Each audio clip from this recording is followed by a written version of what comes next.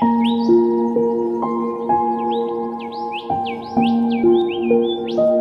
teman, di sini kami akan menjelaskan tentang penyakit HIV dan bagaimana solusi supaya mencegah penularan HIV. Materinya yang pertama dijelaskan oleh teman kami, Monica. Di sini saya akan menjelaskan pengertian HIV dan AIDS. Di mana di sini yang dimaksud dengan HIV adalah virus yang menyerang sistem kekebalan tubuh yang dapat melemahkan kemampuan tubuh melawan infeksi dan penyakit. Dan di sini yang dimaksud dengan AIDS adalah kondisi di mana HIV sudah pada tahap infeksi akhir. Ketika seseorang sudah mengalami AIDS, tubuh tidak lagi memiliki kemampuan untuk melawan infeksi yang ditimbulkan. Baik, saya akan menjelaskan penyebab penularan HIV. Di negara Indonesia, penyebab dan penularan HIV paling banyak disebabkan melalui hubungan intim yang tidak aman dan pergantian menggunakan jarum yang tidak steril saat menggunakan narkoba.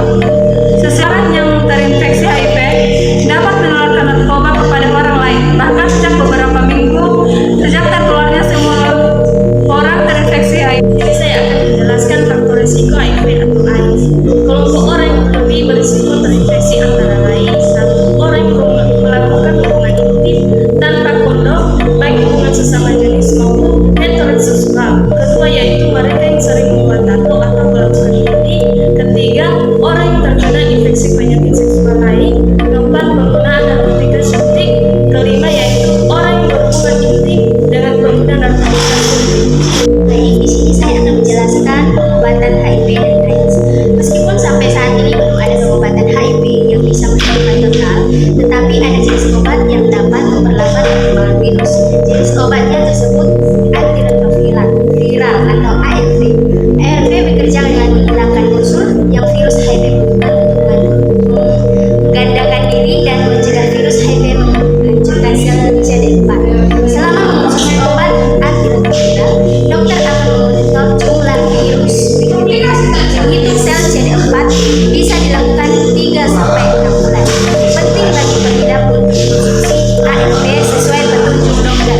Selain itu, pengidap juga boleh mengonsumsi lebih dari 1 obat. Baik, di sini saya akan menjelaskan diagnosis HIV atau AIDS. HIV dilakukan untuk memastikan seseorang mengidap HIV atau tidak. Pemeriksaan ini dilakukan sebagai langkah diagnosis yang dilakukan dengan pemeriksaan darah atau urin pengidap untuk diteliti di laboratorium. Jenis-jenis penelitian untuk mendeteksi HIV antara lain yaitu pertama, tes antibodi. Tes ini bertujuan untuk mendeteksi antibodi yang dihasilkan tubuh untuk melawan infeksi HIV. Dan kedua, tes antigen. Pemeriksaan ini bertujuan mendeteksi protein yang menjadi bagian dari virus HIV yaitu P24. Dan ketiga, hitungan sel CD24. CD24 adalah bagian dari sel putih yang HIV hancurkan. Dan selanjutnya dilakukan dengan pemeriksaan viral load atau HIV RNA, bertujuan untuk menghitung RNA bagian virus HIV yang berfungsi menggandakan diri. Dan yang terakhir yaitu tes resistensi atau kekebalan.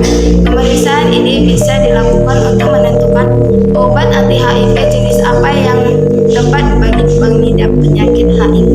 Dan selanjutnya akan dilanjutkan dengan teman saya. Baik, saya akan menjelaskan tentang beberapa tahap-tahap pada komplikasi HIV, yaitu yang pertama, pneumosis atau pneumonia atau PCP, yang kedua, kandidiasis ataupun sariawan, tuberkulosis ataupun TB, sitomegalovirus, meningitis cryptococcus,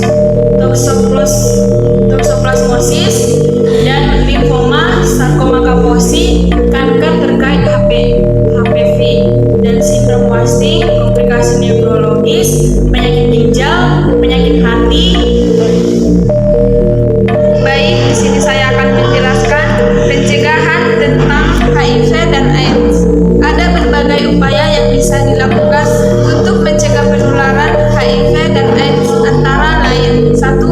Gunakan kondom yang baru setiap berhubungan intim. 2. Hindari berhubungan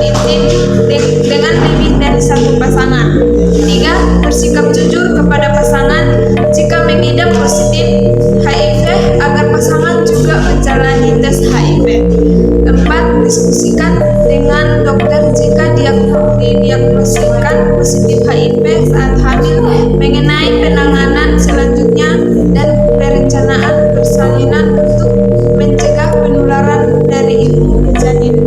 5. Bersunat untuk mengurangi risiko infeksi HIV.